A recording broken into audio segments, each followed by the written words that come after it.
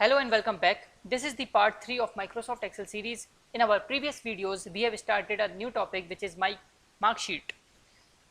So last video में मैंने आपको बताया how to calculate, how to use या how to obtain the maximum marks and इसमें how to use the fix function. ठीक है, फिक्स फंक्शन कैसे यूज़ करें, इसको फिक्स कैसे करें डेटा वैलिडेशन पे जाके, ठीक है, और इसमें इनपुट मैसेज कैसे डालते हैं वो मैंने आपको बताया. अब हम इसमें निकालेंगे अपना नेक्स्ट चीज़ जो कि है सम. हम सम निकालेंगे मैक्सिमम मार्क्स का और मार्क्स ऑब्टेन्ड का.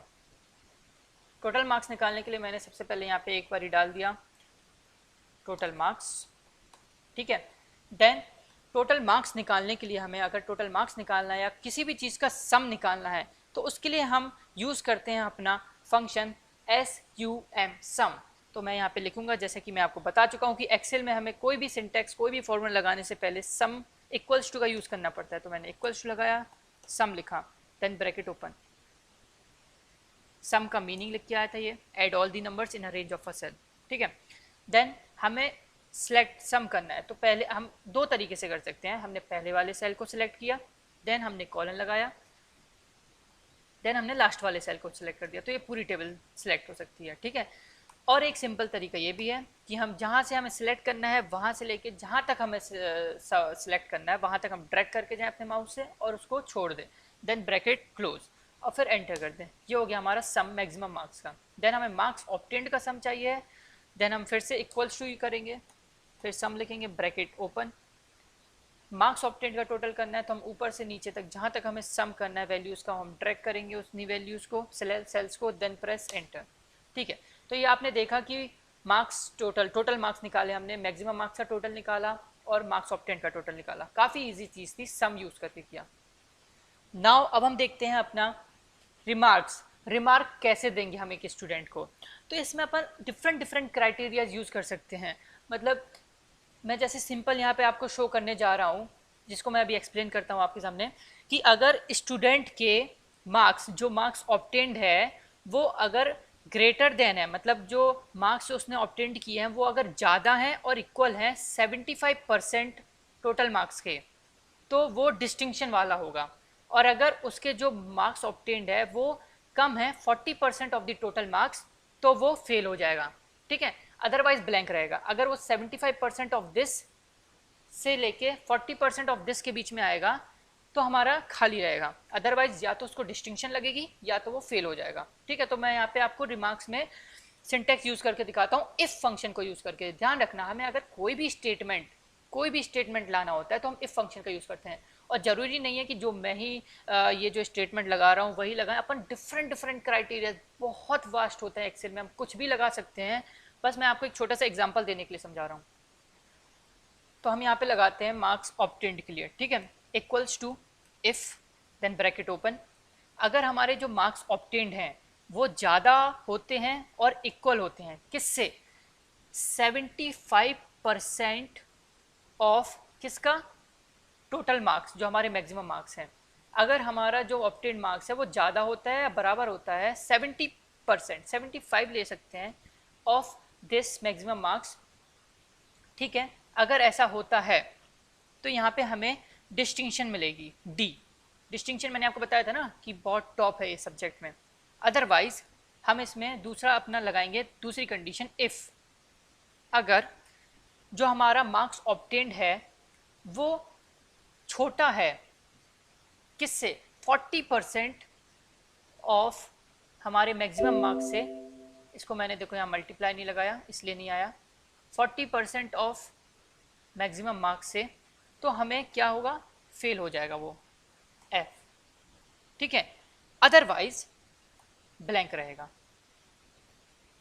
ठीक है. तो आपको जैसे समझ में आ रहा होगा कि मैंने यहाँ पे कंडीशन लगाई. देखो यहाँ से अगर हमारा जो ये D12 जो मार्क्स ऑब्टेन्ड है वो ग्रेटर देन और equals to 75% of the total marks तो डिस्टिंक्शन लगेगी. और अगर हमारा जो मार्क्स ऑब्टेन्ड है वो less than 40% of the total marks तो हमारा फेल होगा, अदरवाइज ब्लैंक होगा. तो मैं यहाँ पे एंटर करता हूँ, ये देखो ये आ गया यहाँ पे डिस्टिंक्शन क्योंकि इसके 100 में से 100 है, मतलब ग्रेटर देन 75% था इसका. अब मैं इसको ड्रैग करके ले जा रहा हूँ नीचे तक. दो सब्जेक्ट में इसको डिस्टिंक्शन लगी है, 75% के ऊपर है.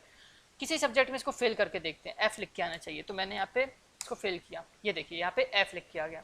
तो जो हमने अपना रिमार्क यूज़ किया कि अगर इसका जो ऑब्टेन्ड मार्क्स है वो ग्रेटर देन और इक्वल्स टू 75% ऑफ दिस, मतलब 75% से ज़्यादा है हमारे टोटल मार्क्स का, तो हमारी डिस्टिंक्शन लगेगी। अदरवाइज अगर छोटा है 40% के टोटल मार्क्स से तो हमारा फेल हो जाएगा। और अगर जो बीच में है 75% ऑफ द टोटल मार्क्स और 75% और 40% ऑफ द टोटल मार्क्स से जो बीच में है वो खाली रहेगा। हमने यही स्टेटमेंट दिया, आप कुछ और भी दे सकते हैं, ठीक है।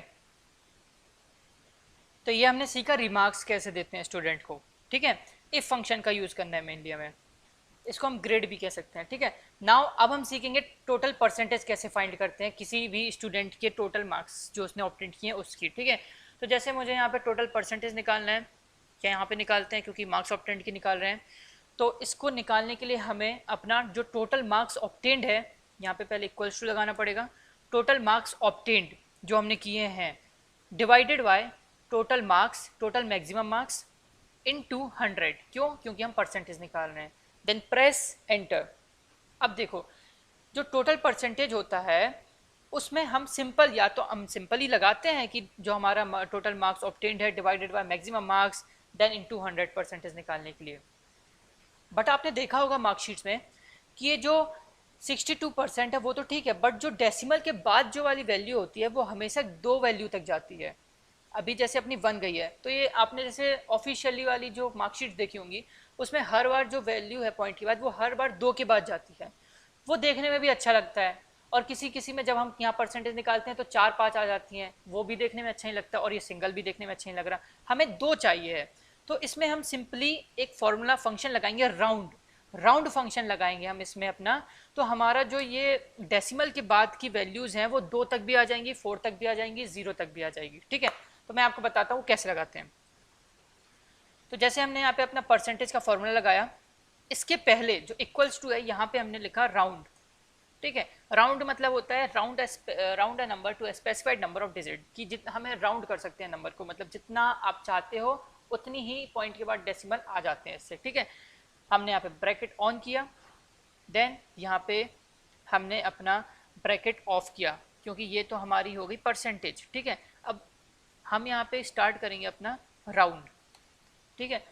अगर ऐसा है, अगर ये वैल्यू आती है तो हमें क्या चाहिए, 2 वैल्यू चाहिए ना डेसिमल के बाद तक, तो हम यहाँ पे 2 लिखेंगे, देन अगेन ब्रैकेट ऑफ। इसमें हम थोड़ी सी करेक्शन करेंगे। यहाँ पे जो मैंने लगाया है ये जो फॉर्मूला डिवाइड करने का परसेंटेज के लिए, ये हमारा है D17 जो कि मार्क्स ऑब्टेन्ड है हमारे, is divided by total maximum marks into 100, तो ये ब्रैकेट में रहेगा। और राउंड फंक्शन का मैंने आपको जैसे यूज़ बताया कि अगर हमें अप टू 2 डेसिमल नंबर्स तक चाहिए पॉइंट के बाद तो हम 2 लगाएंगे, ठीक है। तो अगर मैं इसको एंटर करूँगा तो यहाँ पे 62.6 क्यों आ रहा है, क्योंकि वो है ही नहीं।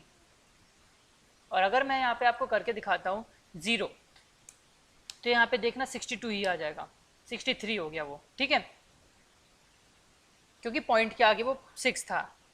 तो ये राउंड फंक्शन का यही यूज़ होता है कि अगर मैंने यहाँ पे 0 लगाया है तो वो 0 डेसिमल नंबर दिखाएगा, अगर 2 दिखाया तो 2 डेसिमल नंबर दिखाएगा, बट यहाँ पे 1 से ज़्यादा है ही नहीं तो ये दिखाएगा नहीं। मैं आपको एक एग्जाम्पल के थ्रू बताता हूँ। जैसे एक ये नंबर है, मैंने इसको डिवाइड किया है 84 डिवाइडेड बाय 1128 इंटू 100, ठीक है, इसका परसेंटेज निकाला है। अगर हम इसमें अगर इसमें हम कुछ भी नहीं लगाते हैं, ठीक है, सिंपली इसको देखते हैं, अगर हम इसको सिंपली करके देखते हैं तो देखो कितनी बड़ी वैल्यू जाएगी, देखा, एंटर। ये देखो यहाँ पे वैल्यू आ गई 7.44680511, जितनी भी बड़ी वैल्यू है। अब यहाँ पे अगर हमें राउंड फंक्शन लगाने से हम इसके डेसिमल के बाद की जितनी भी वैल्यू है ना, जैसे यहाँ पे इतनी बड़ी वैल्यू है, हम उसको डिफाइन कर सकते हैं कि हमें कितनी चाहिए। अगर हम यहाँ पे राउंड फंक्शन में 0 लिखते हैं तो यहाँ पे 7 तक आएगा, अगर हम 2 लिखते हैं तो 4 तक आएगा या 4-5 हो जाएगा, ठीक है। देखो जैसे मैंने इक्वल्स टू के आगे लगाया राउंड, देन ब्रैकेट ओपन, ठीक है। ये तो अपना चल रहा है कैलकुलेशन वाला, यहाँ पे कॉमा लगाएंगे, हमें चाहिए 0, ठीक है, पहले 0 लगा के दिखाता हूँ आपको। तो ये आ गया अकेला 7, ठीक है, मतलब डेसिमल का नंबर ही नहीं आया। बट अगर मुझे यहाँ पे 2 डेसिमल तक चाहिए तो मैं लगाऊंगा 2, ये आ गया 7.45। अगर मुझे यहाँ पे 4 डेसिमल तक चाहिए 4 लगा देंगे इधर पे हम, ठीक है। ऊपर वाले में इसलिए नहीं आ रहा था क्योंकि हमारा जो अगर इसको डिवाइड करेंगे तो 62.6 ही आ रहा है, उसके आगे कुछ आ ही नहीं रहा है, और 0 तो लगाने का कोई मतलब होता नहीं है। बट इसमें हम 2 ही लगाएंगे क्योंकि हम जो मार्कशीट में देखते हैं परसेंटेज वो 2 के ही तक आती है, ठीक है ना, 2 डेसिमल नंबर तक ही आती है। सो आज हमने सीखा कि सम कैसे निकालते हैं, रिमार्क कैसे देते हैं और टोटल परसेंटेज कैसे निकालते हैं। So that is it for today, thank you so much.